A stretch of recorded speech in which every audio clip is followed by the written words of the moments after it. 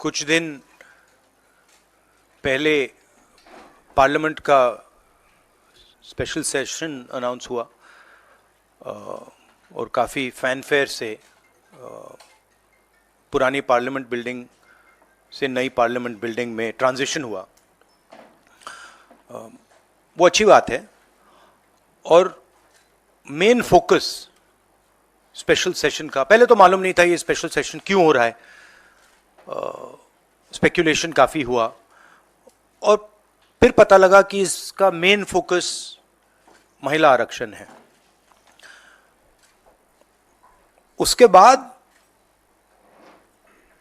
महिला आरक्षण तो बड़ी अच्छी चीज है, उसके बाद ये दो क्लॉजेज, इसमें दो फुटनोट्स हमें मिले। एक की महिला आरक्षण करने से पहले, महिला आरक्षण देने से पहले हमें सेंसस करना पड़ेगा और दूसरा डिलिमिटेशन करना पड़ेगा और इन दोनों चीजों को करने के लिए बहुत साल लगेंगे। सच्चाई यह है कि महिला आरक्षण को आज किया जा सकता है। 33% आज जो सीट्स हैं लोकसभा में, विधानसभा में, वो महिलाओं को दी जा सकती हैं। कोई कॉम्प्लिकेटेड मामला नहीं है, मगर सरकार वो नहीं करना चाहती है। सरकार ने ये देश के सामने रख दिया है, मगर रियलिटी ये है कि ये इंप्लीमेंट आज से 10 साल बाद होगा। ये भी नहीं मालूम कि होगा या नहीं होगा। तो एक प्रकार से ये डिस्ट्रैक्शन टैक्टिक है, डाइवर्जन टैक्टिक है। डाइवर्जन किस चीज से हो रहा है? डाइवर्जन ओबीसी सेंसस से हो रहा है। मैंने पार्लियामेंट में सिर्फ एक इंस्टीट्यूशन के बारे में बात की, वो जो हिंदुस्तान की सरकार का सेंटर है, कोर है, जो हिंदुस्तान की सरकार को चलाता है,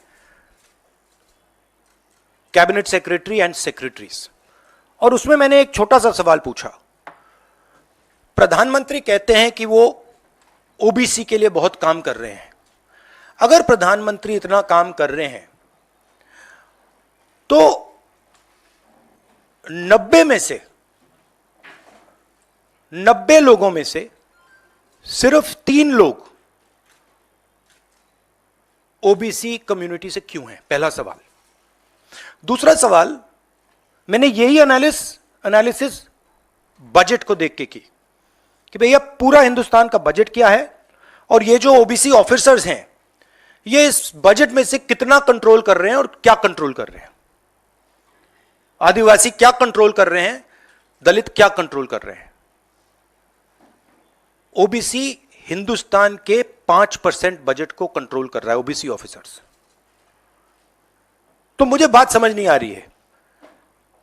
प्रधानमंत्री हर रोज ओबीसी की बात करते हैं, ओबीसी प्राइड की बात करते हैं, मगर ओबीसी के लिए किया क्या?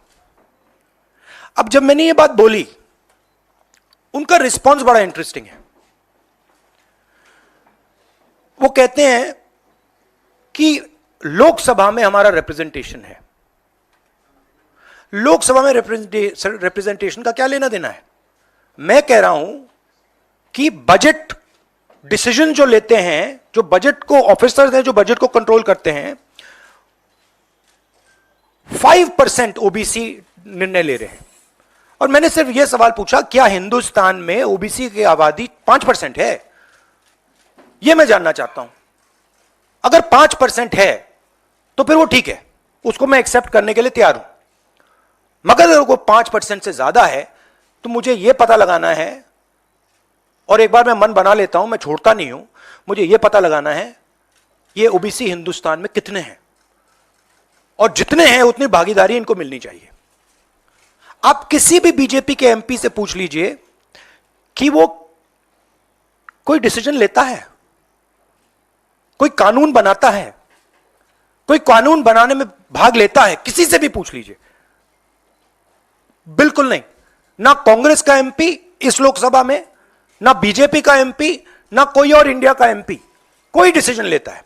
मतलब एमपीज को जैसे मंदिर में मूर्ति होती है वैसे मूर्तियां बना रखी हैं, और ओबीसी की वहां पे मूर्तियां भर रखी हैं, मगर पावर बिल्कुल नहीं है, देश को चलाने में कोई भागीदारी नहीं है। यह सवाल मैंने उठाया है कि क्या, और हर ओबीसी युवा को यह समझना है कि क्या आपको इस देश को चलाने में भागीदारी मिलनी चाहिए, हां या ना? अगर मिलनी चाहिए तो क्या आपकी आबादी 5% है, हां या ना?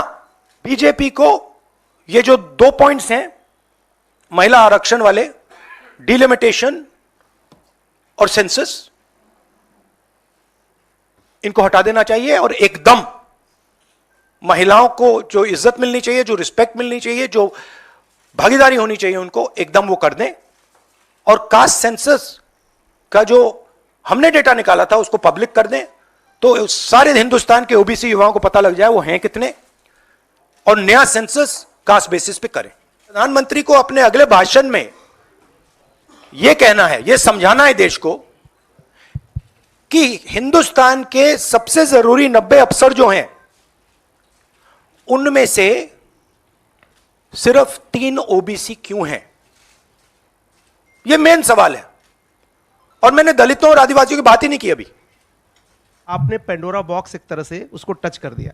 आप कल ये बात कह चुके अपनी स्पीच में कि भाई ये दो, सरकार तो नहीं दे रही, सरकार ने तो पास करा दिया बिल। अब सवाल उठता है आपका, क्या आप आगे चल के सरकार में भी, जैसे सेक्रेटरीज हैं, सरकार में भी और महिला आरक्षण में भी ओबीसीज के लिए अलग से व्यवस्था करने वाले? देखिए, सिंपल बात, स्टेप बाय स्टेप करना है। आपको चोट लगती है तो एक्सरे होती है, पता लगाना पड़ता है कि स्ट्रक्चर में कमजोरी कहां है, हड्डी कहां टूटी। मैं सिर्फ एक बात कह रहा हूं, पहला कदम एक्सरे है कि हमें पहले कास्ट सेंसस के माध्यम से हिंदुस्तान का एक्सरे करना है कि भैया हैं कितने लोग, ओबीसी कितने हैं, अलग अलग कम्युनिटीज कितनी हैं, ट्राइबल्स कितने, ये पहले टेबल पे तो रखो। डिसीजन लेने से पहले अगर हम अपने सामने डेटा ही नहीं रखेंगे तो डिसीजन कैसे लेंगे? वो तो आपने बात की बात की, मगर पहले हमारे सामने डेटा रखो। डेटा रखोगे, मैं आपका जवाब दे दूंगा। आज तो डेटा ही नहीं है। दूसरी बात, मैंने अपने भाषण में कहा कि आजादी की जो मूवमेंट थी वो एक शुरुआत थी। Distribution of power, transfer of power to the people of India, Hindustan के लोगों को पावर ट्रांसफर करने का पहला बड़ा कदम था। उसके बाद हमने और कदम लिए हैं। कास्ट सेंसस से जो डेटा निकलेगा वो हिंदुस्तान की जनता को और पावर ट्रांसफर करने का तरीका है।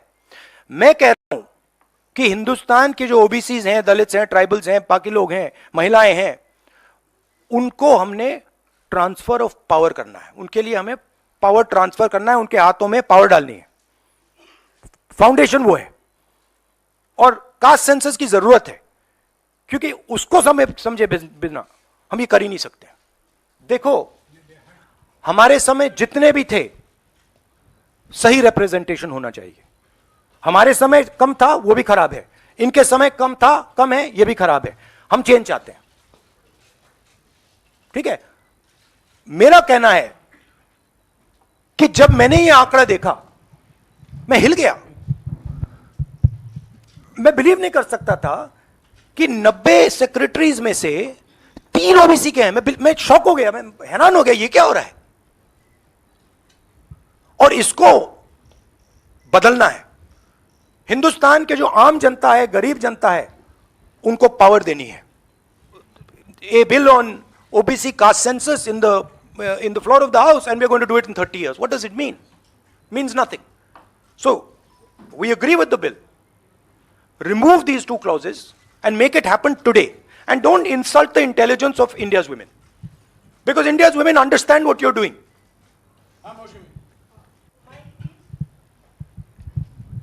राहुल, क्योंकि स्पेशल सेशन की बात हो रही है, बहुत शॉकिंग एक वीडियो जो वायरल हो रहा है, उसमें रमेश बिदूरी साहब फ्लोर ऑफ द हाउस में एक स्पीच दे रहे हैं, जिसमें वो दानिश अली साहब को ऑन रिकॉर्ड मतलब माइक पे आतंकवादी कहते हैं, मुल्ला कहते हैं और कई शब्दों का इस्तेमाल करते हैं जिनका हम प्रयोग नहीं कर सकते। तो इस तरह का व्यवहार जब संसद के भीतर हो रहा है, किस तरह से आप इसको देखते हैं? देखिए, वो और दूसरा पार्लियामेंट का इशू है, उसमें मैं ये स्पीकर की जिम्मेदारी है और ये पार्लियामेंट्री प्रोसेस चलता है, इस पे मैं यहाँ पे कमेंट नहीं कर सकता हूँ। बट मैं कंप्लीट नहीं हुआ, कंप्लीट नहीं हुआ। राहुल जी, आप बहुत महत्वपूर्ण सवाल उठा रहे हैं। एक तो देरी का, दूसरा ओबीसी के कोटे की मांग कर रहे हैं। सवाल यह है कि 2010 में जब यूपीए के समय में बिल आया था, तब अगर यही कोटा जो आज कांग्रेस मांग कर रही है अगर दे दिया होता तो ये कानून शायद 10 साल पहले बन जाता। तो ये जो आपसे सवाल पूछा जा रहा है कि आज आप कोटे की बात कर रहे हैं ओबीसी की, क्योंकि आप विपक्ष में हैं। जब सत्ता पक्ष में आप बिल लेकर आए थे उस समय ओबीसी कोटा क्यों नहीं था, और क्या इसका आपको रिग्रेट है, अफसोस है कि उस समय ओबीसी कोटा नहीं दिया कांग्रेस ने? 100% रिग्रेट है, 100% रिग्रेट है। वो उस टाइम कर देना था और इसको हम करके ही छोड़ेंगे। Rahul ji, Mr. Gandhi, what has changed since 2010 to now that you have shifted your stance on OBC subquota? We have not shifted our stance. You're maybe not well informed. We are the party that did the caste census. We carried out an entire census getting caste data. We didn't release it at the time. There was a discussion, internal discussion. We should have released it at the time, and it should be released now. There is no change in our view on this.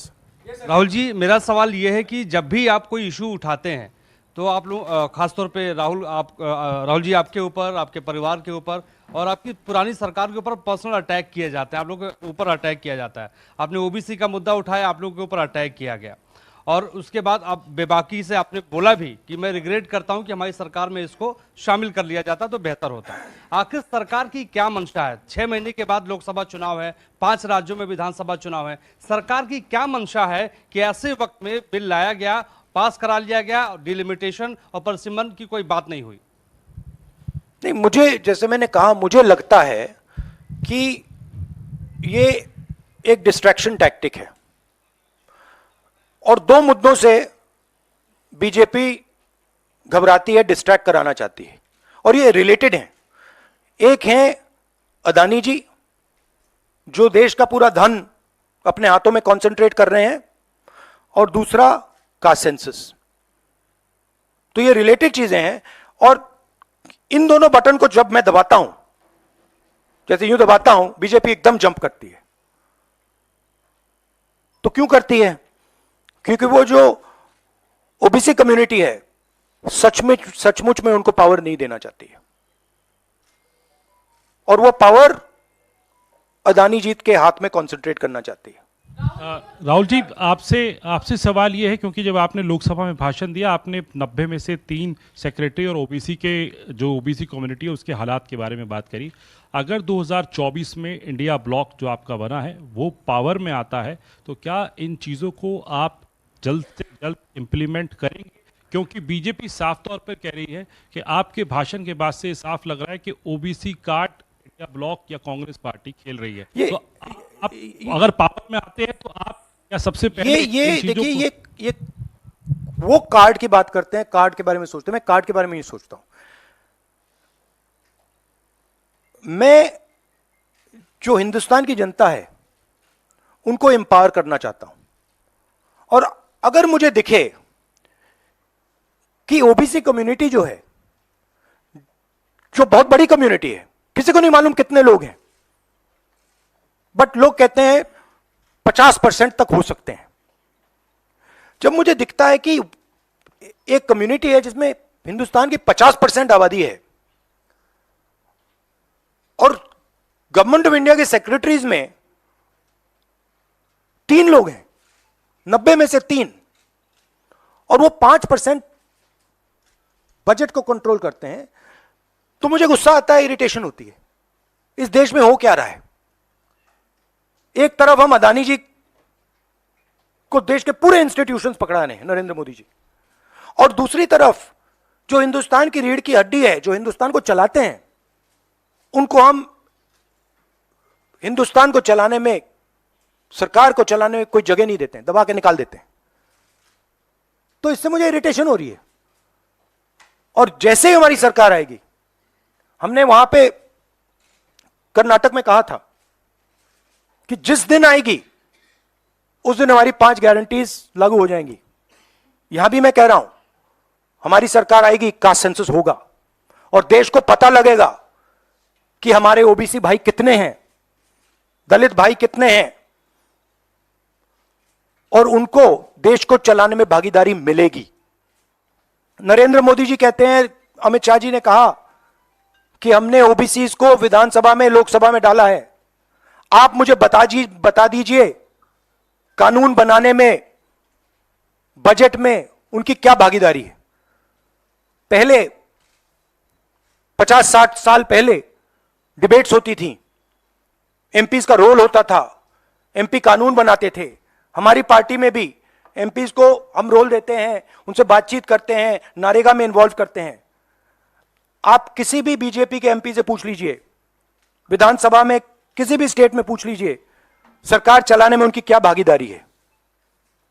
जवाब देंगे हमारा कोई role नहीं है। ये जो मैंने मूर्ति की एनालॉजी आपको दी है, ये बीजेपी के एमपी ने मुझे लोकसभा, पुरानी बिल्डिंग में लोकसभा के बाहर बुलाया कि हमें यहां पे बैठा रखा है, हमारा फायदा उठा रहे हैं, हमारी कोई भागीदारी नहीं है सरकार को चलाने में। Thank you.